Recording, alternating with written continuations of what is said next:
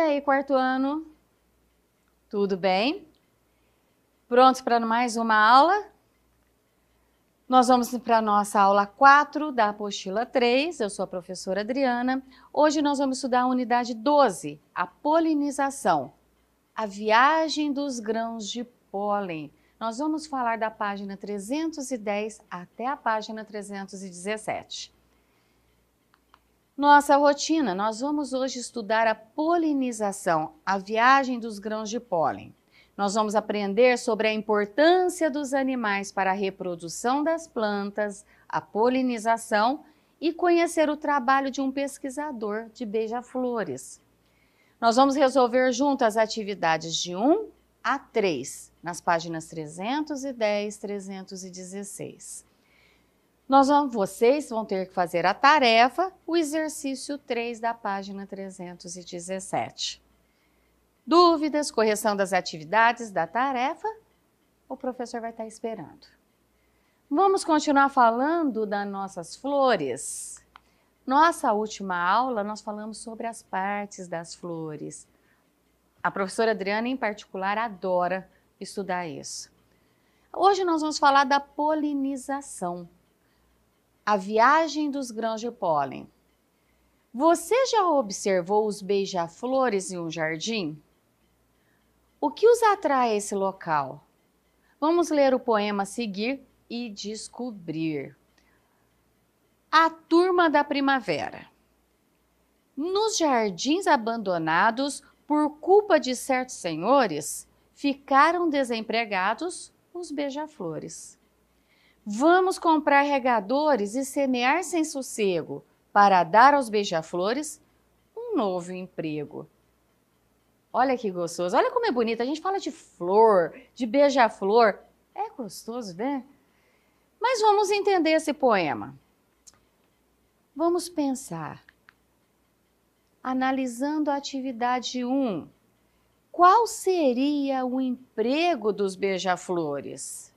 Olha, no poema, nos jardins abandonados por culpa de certos senhores, ficaram desempregados beija-flores. Gente, vamos entender? Jardins abandonados, tal por culpa de algum senhor, significa o quê? Esses terrenos abandonados ou uma casa que não mora ninguém, não tem ninguém para tomar conta de um jardim. Vai ter flores nesse jardim? Vai ter os beija-flores ali? Não, né? Agora, a gente sabe que o beija-flor procura a flor, mas qual seria esse emprego? Por que eles iam ficar desempregados? Bom, professor, eu já sei que não tem flor, não vai ter beija-flor. Mas por que ele vai ficar desempregado? E como isso poderia ser resolvido? Olha, fala na segunda parte do poema, na segunda estrofe. Vamos comprar regadores e semear sem sossego. Regadores servem para quê? Para aguar, molhar. A gente já viu que a água é fundamental para a planta crescer. E semear. Semear é o quê? Plantar sem sossego para dar aos beija-flores um novo emprego.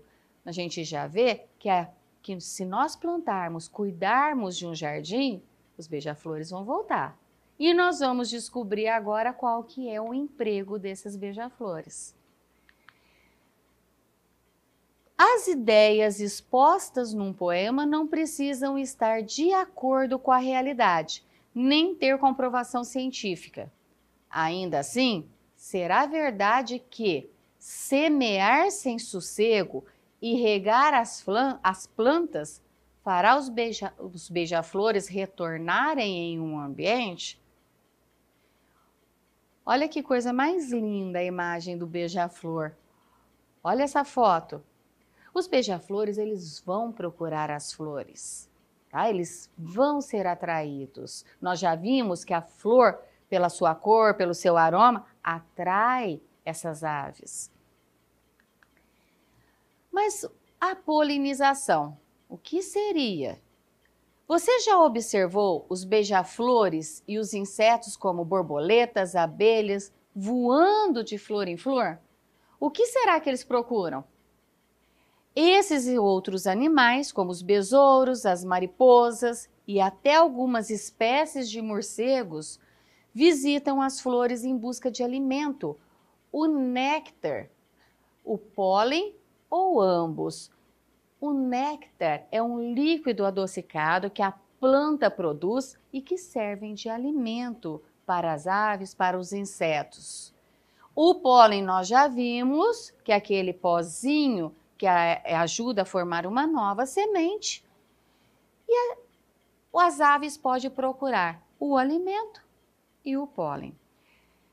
Nós temos aqui a imagem do beija-flor usando o seu bico e a língua para sugar o néctar, então ele está se alimentando, e a borboleta. Só que a borboleta, ela tem uma estrutura longa, semelhante a um tubo com a qual suga o néctar. A borboleta, ela tem um tubinho que ela põe bem aqui no centro da flor, parece aqui um canudinho, mas bem fininho, e com isso ela suga, ela puxa o néctar da flor. Ao se alimentar, esses animais prestam um grande serviço ao ambiente. Eles colaboram para a reprodução das plantas. Vamos entender como isso acontece? Você aprendeu que as flores são órgãos reprodutores da maioria das plantas. Mas, para se reproduzir, grande parte das plantas com flores depende de abelhas ou de outros animais para transportar os grãos de pólen da parte masculina de uma flor para a parte feminina de outra. Os grãos de pólen, eles não têm asinha para sair voando. Então, as plantas precisam do auxílio desses animais. Então, os animais que transportam os grãos de pólen de uma flor para a outra, eles são chamados de polinizadores. Professora, mas que jeito que isso que acontece? Vamos continuar. O transporte de grãos de pólen de uma flor para outra é chamado de polinização. Saiba em detalhes como acontece a polinização por animais. Ao pousar na flor, os animais polinizadores encostam na parte masculina dela e ficam com alguns grãos de pólen grudados no corpo. Aqui eles estão dando, olha a abelha aqui, ó. Primeira imagem. Ela pousou numa flor para se alimentar. Olha como fica bem amarelinho, bem dourado. Os grãozinhos de pólen estão grudando nela. Saindo em busca de outra flor, esses animais transportam os grãos de pólen.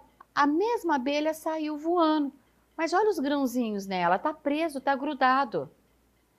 Quando pousa em outra flor, os grãos de pólen entram em contato com a parte feminina da flor e alguns deles chegam aos óvulos. E desse encontro resulta a formação de sementes e frutos. Olha aqui, a mesma abelha chegando. Então, aqui ela grudou, sem querer. Tá? Ela veio se alimentar, mas ela encostou. O grão de pólen ficou tudo grudadinho nela. Na hora que ela voou, ela não sabe da importância que ela tem, mas ela carregou esses grãos de pólen até a nova flor. E na hora que ela veio de novo se alimentar, sem saber, ela depositou, ela encostou os grãos de pólen na parte feminina. E aqui nós temos, olha lá, a abelhinha procurando o alimento, olha, bem no centro da planta. Olha as hastes masculinas, a parte masculina. E no meio tem uma parte feminina. Os insetos, os animais, as aves, eles não sabem essa importância que eles têm para a natureza. Você sabia? Existem também plantas que são polinizadas pelo vento. Geralmente elas têm flores pequenas e produzem grande quantidade de pólen, que por ser muito leve é facilmente levada pelo vento até outras flores. Então certas plantas são polinizadas pelo vento. O vento também é um agente polinizador, tá? Plantas muito leves, o vento consegue levar. Você sabe o nome dessa planta? Tenho certeza que muitos já viram essa estrutura, essa pluma no ar. Essa planta é o dente de leão. Quando ela está dessa forma, ela já completou o seu ciclo, ela já está no finalzinho do ciclo e ela já está com as sementinhas formadas. Como ela é muito leve, o vento carrega essas sementes e transportam para outros lugares. Nós temos aqui, muitos alunos já assistiram a Vida de Insetos, onde uma formiga ela utiliza essa estrutura do dente de leão para ser transportado. Olha a sementinha aí embaixo. A formiga é um inseto utilizando o dente de leão e o vento para ser transportada de uma parte para outra. Tenho certeza que muitos já viram essa estrutura e não sabia que nela tem uma semente sendo transportada. Agora nós vamos para a atividade, o exercício 1 da página 313. Observe a imagem que mostra como ocorre a polinização por insetos e enumere as frases, indicando a sequência correta que isso ocorre. Então, nós vamos agora analisar a imagem, está nos auxiliando, e nós vamos colocar a sequência correta das frases. Lá aqui no início, a abelhinha está pousando na flor. Qual é o início dessa polinização? Qual dessas frases? Então, a abelha pousa na flor em busca de alimento. É aqui que começa, que dá o início desse ciclo de polinização. Continuando, o que vem o próximo passo? Na hora que ela pousa, ela está em contato com que parte? Ela não encosta na parte masculina? Então, nós temos número 2, segundo item, ao tocar na parte masculina da flor, o corpo da abelha fica com os grãos de pólen. Aí a abelhinha começa a voar, ela vai procurar outra planta. Então, número 3, a abelha voa para outra flor, transportando os grãos de pólen. A abelhinha voou, chegou na outra flor. O que vai acontecer? Ela vai sentar? Ela vai encostar na parte feminina? Então, número 4, quando a abelha pousa em outra flor, os grãos de pólen que estavam em seu corpo entram em contato com a parte feminina dessa flor. E aí, o último item, número 5, inicia-se a formação da semente. Então, nós fizemos a sequência de como acontece a polinização. Exercício número 2, analise a seguinte frase. Plantas com flores e animais polinizadores formam uma grande parceria no processo da polinização. Explique como cada parceiro tem benefícios nesse processo. Quer dizer, explique como cada um, a planta e os animais, como cada um deles vai ter vantagem nesse processo. Nós já vimos que os animais transportam os grãos de pólen, que são essenciais para ter uma nova sementinha, então ele está ajudando a planta. Mas e os animais, que vantagem que eles têm? Nós já vimos que a planta fornece o alimento, não foi isso? Então os dois estão tendo vantagens? A planta vai ter a sequência da sua espécie e os animais, eles vão ter os alimentos. Então vamos escrever isso. As plantas fornecem alimentos ricos em nutrientes para os animais, enquanto estes promovem o encontro do pólen com o óvulo, formando as sementes que darão origem a uma nova planta. Então, um ajuda o outro sem saber. Agora, o cientista de hoje é Alejandro Rico Guevara. Tá? É um colombiano e esse cientista estudou os beija-flores. Vocês vão ver agora um vídeo mostrando como ele estudou. Prestem atenção no que vocês vão escutar e no que vocês vão estar olhando, tá? Os beija-flores são hiperativos.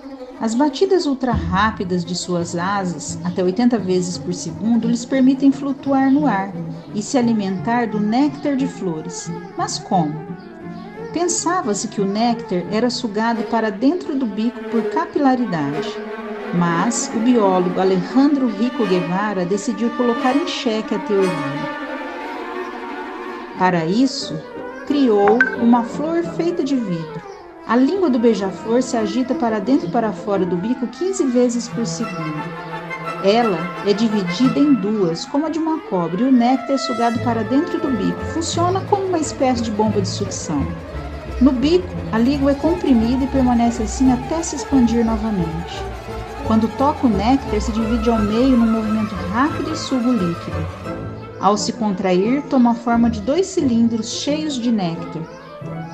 Segundo Rico Guevara, sua câmera filma 1000 quadros por segundo, permitindo capturar o momento em que os beija-flores se alimentam em câmera lenta. O voo requer tamanha energia que eles têm que se alimentar a cada 15 minutos. É um trabalho incansável.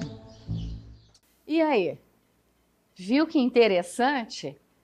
Percebam os detalhes, como o Alejandro fez a flor de vidro, estudou o beija-flor. Eu achei super legal, tá? Esse é o Alejandro. E você sabe quantas vezes o beija-flor bate as asas por segundo? E aí, agora já dá para saber? E como ele tira o néctar das flores? Já dá para responder? Quem prestou atenção já dá. Percebeu? Viu a linguinha entrando? Eu achei bem interessante. E continuando, como nós estamos falando do beija-flor, muito importante para as plantas, nós tivemos uma colega do 4º ano, tá? Os nossos alunos, é a Ana Beatriz, ela estuda lá no João Ferreira, ela é aluna da professora Maria Cristina. E a Ana Beatriz, ela mandou uma foto para a professora, olha, lá no cantinho, olha lá na samambaia, lembram que a samambaia não tem flor? Mas lá na samambaia tem um ninho, olha aqui. Esse ninho ela tirou foto, olha que gracinha. São os beija-flores. Então lá na casa da Ana Beatriz, o beija-flor fez um ninho bem na folha da samambaia. Olha que coisa mais lindinha. E eles não se assustaram não, viu? Ela tirou e ela deixou eles lá quietinho. Ana Beatriz, beijo para você, tá, querida? Parabéns. Vamos fazer o exercício 3. Continuando agora aqui. Quem tiver mais foto, manda para os professores, tá? A gente gosta. As plantas polinizadas por animais têm adaptações para atraí-los e mantê-los em suas flores, como as pétalas resistentes ao pouso dos insetos. E já os animais possuem um corpo adaptado para obter o seu alimento. Letra A. Escreva uma adaptação dos animais abaixo que lhes permite retirar o alimento das flores. O beija-flor, vocês viram o vídeo. Como que o beija-flor faz para retirar o néctar da flor? O beija-flor utiliza o seu bico e língua compridos para tirar o néctar das flores, tá? Antes do pesquisador, acreditava-se que o beija-flor com o biquinho esperava escorrer o néctar. Depois da pesquisa foi visto que ele usa a língua. Então, ele usa o bico e a língua comprida para pôr lá dentro e sugar o néctar. E a borboleta? A apostila nos falou. O que a borboleta faz? Lembram? A borboleta suga o néctar com uma estrutura semelhante a um tubo. A professora falou, ela tem um tubinho que encosta lá dentro e chupa o néctar. Letra B. Observe a seguir a imagem de uma flor que é polinizada por animais. E vamos discutir, vamos pensar, que animal seria um polinizador dessa flor? E explique a sua hipótese. Quer dizer, qual animal viria buscar o alimento nesta flor e dessa forma transportar o grão de pólen? Olha o formato das folhas. A flor está aqui, ó, pessoal. A flor está bem aqui, olha, observe o formato das flores. A florzinha está aqui dentro. Que animal que conseguiria vir aqui e chupar? Estão olhando? Olha lá, bem de pertinho. Essa flor apresentada pode ser polinizada por um beija-flor, já que possui as formas ajustadas ao bico da ave, o que facilita a retirada de alimento e, consequentemente, o transporte dos grãos de pólen que ficam grudados no corpo do animal. Gente, viu bem de pertinho? É uma planta muito compridinha. O beija-flor consegue colocar o bico e com a língua buscar o pólen. Saiba que os morcegos ajudam a preservar as florestas. Gente, será? Entre as mais de 1000 espécies de morcegos conhecidas, apenas 3 são hematófagas, ou seja, que se alimentam de sangue de animais, como de aves ou de outros mamíferos. 4º ano, já passou a época de acreditar em vampiro, tá? Então, morcego não vem morder pescoço e ninguém vai virar vampiro. Vamos pensar nesse animal também com carinho. Ele é importante, ele existe, então ele é importante. Então, 3 espécies de morcego se alimentam de outros animais. Mas também a onça, o tigre, são carnívoros, se alimentam de outros animais, certo? Então, hematófagas são as espécies que se alimentam do sangue de outros animais. Mas os demais morcegos têm cardápio variado, que inclui insetos, anfíbios, mamíferos menores do que eles e até outros morcegos. Há ainda os que comem frutas e os que se alimentam do néctar de flores. São justamente estes, os que se alimentam de fruta, que são os morcegos frugívoros, e os que se alimentam do néctar, que são os nectarívoros, que desempenham um papel muito importante para a flora. Aqui nós temos a imagem do morceguinho nectarívoro e no caso dos frugívoros, o seu organismo aproveita os nutrientes das frutas ingeridas e libera com as fezes as sementes, que caem no solo da floresta e dão origem a uma nova planta de determinada flor. Os grãos de pólen grudam no seu corpo e ao pousar em outras flores, esses grãos vão caindo, possibilitando a fecundação entre elas. Então, o morcego é importante. Como todo animal que existe, eles têm uma importância na natureza. Então, o morcego que se alimenta de sangue de outro animal são os hematófagas. Nós temos aqui os frugívoros, que se alimentam de frutas. Os insetívoros são os que se alimentam de insetos e os nectarívoros que se alimentam do néctar da planta. Frugívoros e nectarívoros, muito importante para a polinização.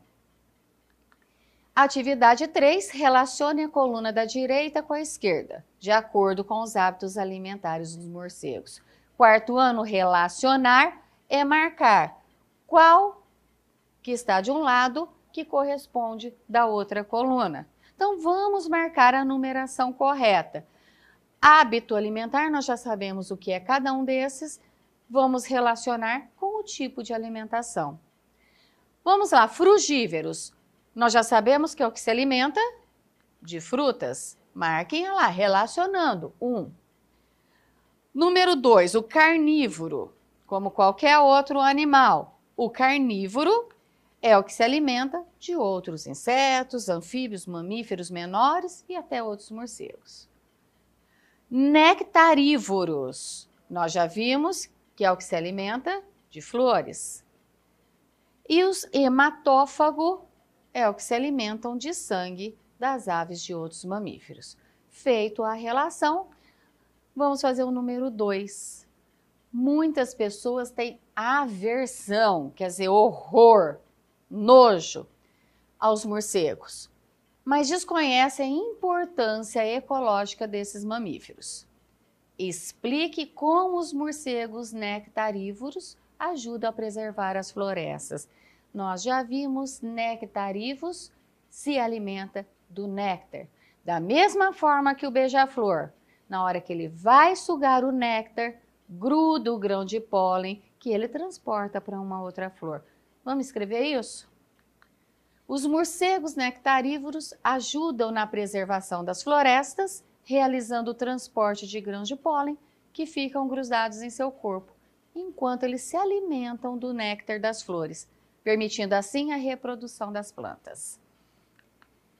A hora da tarefa, vocês vão fazer a atividade 3 da página 317. Preencha o esquema sobre a polinização utilizando as palavras do quadro. Por favor, vocês estão mais do que acostumados a fazer esses esquemas. Terceiro ano vocês já faziam, já fizemos nas aulas de ciência, agora do quarto ano. Então, prestem atenção, vocês estudaram. As palavrinhas que vocês vão utilizar estão aqui, tá? Põe a palavrinha e vê se ela vai dar certo com o que você vai escrever embaixo. Será que está fazendo sentido? Tá? Não faça de qualquer forma. Só o exercício 3 de tarefa. Nossa aula está terminando aqui. Hoje foi gostosa, vocês estudaram a importância dos animais nas flores. Olha quanta novidade.